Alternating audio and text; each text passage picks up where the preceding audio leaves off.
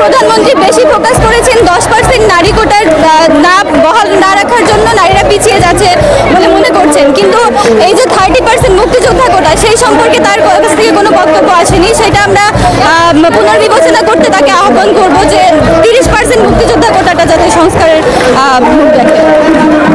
ঢাকা বিশ্ববিদ্যালয়ের একজন শিক্ষককে বক্তব্য দিয়েছে যে কোরআনে আছে মুক্তিযোদ্ধারা একটা কোটা পাবে, এই বিষয়টা আপনি কতটা যুক্তিসঙ্গত মনে করেন? না, এটা আমি যুক্তিসঙ্গত মনে করছি না, কারণ এটা আমার কাছে মনে হয়েছে যে কোরআনের একটা ভুল ব্যাখ্যা দাঁড় করানো হয়েছে। তো আপনারা এখন দাবি না আদায় না হওয়া পর্যন্ত রাজপথ ছেড়ে যাবেন না? না, একদমই না, দাবি আদায় না হওয়া পর্যন্ত আমরা রাজপথে থাকতে রাজি। আমাদের বলে যে আজকে আপনার গতকালকে আপনারা এখানে ছিলেন, আজকে ঢাকা শহরের অনেকগুলো পয়েন্ট এই মুহূর্তে বন্ধ আছে। সবাই আসলে এটা কি এক প্রকার বলা যায় যে মানুষের বক্তব্য অসন্তুষ্ট হয়ে সবাই আসলে না, হ্যাঁ ঠিক আছে, বক্তব্য অসন্তুষ্ট হওয়ার জন্য মানুষ আরো বেশি সংখ্যক শিক্ষার্থীরা রাস্তায় নেমে এসেছে, কিন্তু আমাদের এই আন্দোলনটা পূর্ব নির্ধারিত ছিল। গতকালে এটার অ্যানাউন্সমেন্ট এসেছে।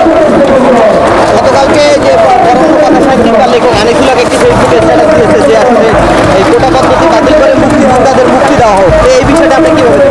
হ্যাঁ, অবশ্যই তার সাথে আমি সহমত, কারণ মুক্তিযোদ্ধাদের এই 30% কোটা কিন্তু মুক্তিযোদ্ধাদের নাতি পাচ্ছে এবং তারা সেটা ডিজার্ভ করে না। তো যার জন্য সাধারণ শিক্ষার্থীদের মুক্তিযোদ্ধাদের প্রতি একটা বিরূপ মনোভাব অনেক সময় চলে আসছে। তো আমি চাই মুক্তিযোদ্ধাদের সম্মানটা রক্ষার্থেই এই কোটাটাকে বিলুপ্ত করা হোক।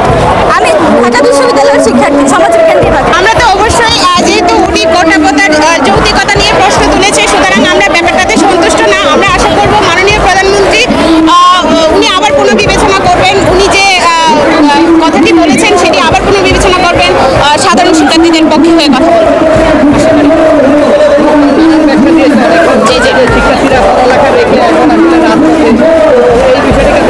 না, আমরা অবশ্যই রাজপথে থাকতে চাই না, রাজপথে থাকতে আমাদের বাধ্য করলে আমরা রাজপথে থাকি। আমাদের দাবি মেনে নেওয়া হোক, আমরা